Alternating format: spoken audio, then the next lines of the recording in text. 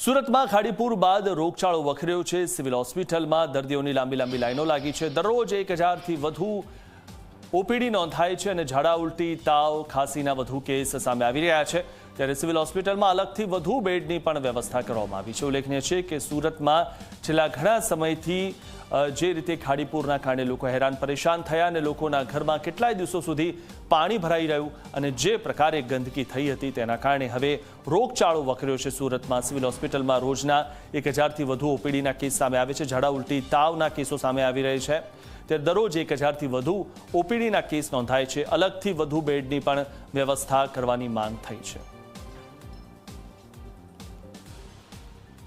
સુરત શહેરમાં ખાડીપુરની પરિસ્થિતિ સર્જાયા બાદ રોગચાળો ફાટી નીકળ્યો છે। આ દ્રશ્ય તમે જોઈ શકો છો। સુરતની નવી સિવિલ હોસ્પિટલના છે દર્દીઓથી ઉભરાઈ રહી છે। ખાસ કરીને જે રીતના ઝાડા ઉલટી તાવ જેવા કેસો જે છે વધુ નોંધાવી રહ્યા છે। જે રીતના 1000થી વધુ જે છે પેશન્ટો રોજના અહીં આવી રહ્યા છે। આ પરિસ્થિતિ સર્જાઈ છે। સિવિલ હોસ્પિટલ તંત્ર દ્વારા તમામ તૈયારીઓ અહીં કરવામાં આવી છે। બેડમાં વધારો કરવામાં આવ્યો છે। ત્યારે સિવિલ હોસ્પિટલના સીએમઓ છે ડૉક્ટર ભરત ચાવડા સર, પરિસ્થિતિ જે રીતના ગંભીર બની છે, તંત્ર દ્વારા તમામ તૈયારીઓ, રોજના 1000થી વધુ પેશન્ટ। હા, સિવિલ હોસ્પિટલમાં હાલ મેડિસિન ઓપીડીમાં વધારો જોવા મળી રહ્યો છે, જે યુઝ્યુઅલી ચોમાસા દરમિયાન થતો જ હોય છે। નોર્મલ ચોમાસા પહેલાં જે ઓપીડી હોય એના કરતાં 10-15% વધારો ચોમાસા દરમિયાન થતો હોય છે। તેના માટે સિવિલ હોસ્પિટલ દ્વારા સંપૂર્ણ તૈયારીઓ કરેલી છે અને દર્દીઓને કોઈ પણ હાલાકી ન પડે તેનું ધ્યાન પણ રાખવામાં આવી રહ્યું છે। સર, ખાસ કરીને ચોમાસામાં તો કેસ આવતા હોય છે, પણ હાલ ખાડી પરિસ્થિતિ બાદ વધુ કેસ નોંધાયા છે। રોજના કેટલા કેસ? રોજની અત્યારે ઓપીડી લગભગ 900થી 1000 પેશન્ટોની મેડિસિન વિભાગમાં ઓપીડી થઈ રહી છે, જે યુઝ્યુઅલી ચોમાસા પછી હોય જ છે, પણ અત્યારે થોડો વધારો જોવા મળી રહ્યો છે। સર, ખાસ કરીને શું ફરિયાદ લઈને આવી રહ્યા છે દર્દીઓ? દર્દીઓમાં ખાસ કરીને તાવ અને ઝાડા ઉલટી જેવા કેસો જોવા મળી રહ્યા છે। પેટનો દુખાવો, તાવ અને ઝાડા ઉલટી। બેડમાં પણ વધારો કરવામાં આવ્યો છે ખાસ કરીને?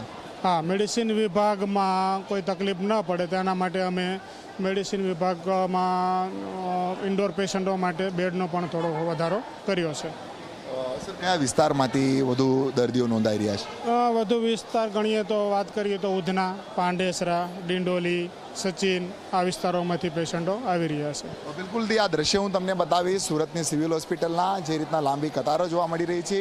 આ બાજુ દવા લેવા માટે પણ જે છે ભીડ ઉમટી પડી છે। કેસબારી હોય કે પછી તબીબને બતાવવા માટે જે છે લાંબી કતારો છે। નાના બાળકોથી માંડીને તમામ લોકો અહીં બીમાર છે। કિસકો ક્યાં હુઆ હૈ? બિલકુલ આ પરિસ્થિતિ છે। અહીં સિસ્ટર છે, આપણે સિસ્ટર જોડે બી આપણે જાણીશું। સિસ્ટર, માસ્ક લગાવી રહ્યા છો અને પરિસ્થિતિ ગંભીર બની છે, કઈ રીતના બધી સેવા આપી રહ્યા છો? હમણાં આજકાલ પેશન્ટ વરસાદના મોન્સૂનના લીધે વધારે આવી રહ્યા છે। શરદી ખાંસી તાવના નોર્મલ પેશન્ટ હોય છે। सर्दी खांसी ताव અહીં દર્દી છે। मासी, क्या हुआ है आपको? मेरे को थायराइड शुगर है भाई। इनके साथ में बीमार है? हाँ, कमजोरी हालत है। બિલકુલ આ પરિસ્થિતિ જે છે સુરત સિવિલ હોસ્પિટલની। આગળ આપણે જે દર્દીઓ જે છે આપણે એમની જોડે આપણે વાત કરીશું। કારણ कौन बीमार है? क्या हो रहा है आपको? छाती दुख रहा है, छाती दुख रहा है और चक्कर आ रहा है। छाती और चक्कर आ रहा है मेरे को। कल से हुआ है। शांतिनगर आसपास गोड़ोदरा गांव। ગોડાદરા, બિલકુલ આસપાસ ગોડાદરા પર્વત પાટિયા વિસ્તારમાં પણ જે છે પાણી ભરાઈ ગયા હતા અને ખાસ કરીને આવા વિસ્તારોમાંથી દર્દીઓ વધુ જે છે અહીં આવી રહ્યા છે। બચ્ચે કો લેકે આયો? क्या हुआ है? नहीं, बच्चे को नहीं, बच्चे की माँ को लेके आया था। वो थोड़ा शुगर बीपी का प्रॉब्लम है ना, उसके लिए। हाँ, बुखार। मैं डिंडोली रहता हूँ। બિલકુલ આ પરિસ્થિતિ છે જે ખાડીપુર આવ્યું હતું એવા વિસ્તારોની। આ દર્દીઓ તમે જોઈ શકો છો કે તમામ જે ઓપીડી 12 નંબરની છે, જે મેડિસિન ઓપીડી છે, અને આ રીતના દર્દીઓનો ખાસો ઘસારો જે છે અહીં જોવા મળી રહ્યો છે। તબીબો દ્વારા જે છે સારવાર જે છે અહીં આપવામાં આવી રહી છે। આ પરિસ્થિતિ કહી શકાય સુરત નવી સિવિલ હોસ્પિટલની, પરંતુ સુરત મહાનગરપાલિકાની સિનિયર હોસ્પિટલ હોય, ખાનગી હોસ્પિટલ હોય કે નાના મોટા ક્લિનિક હોય, તમામ જે છે દર્દીઓથી ઉભરાઈ રહી છે અને લોકો સારવાર માટે જઈ રહ્યા છે। ઝાડા ઉલટી તાવ જેવા કેસોમાં સતત વધારો થઈ રહ્યો છે। ત્યારે સિવિલ હોસ્પિટલમાં રોજના 1000થી વધુ દર્દીઓ નોંધાઈ રહ્યા છે। કેમેરામેન વિજય બૈસાને સાથે પ્રશાંત દિવેરી, જી મીડિયા, સુરત।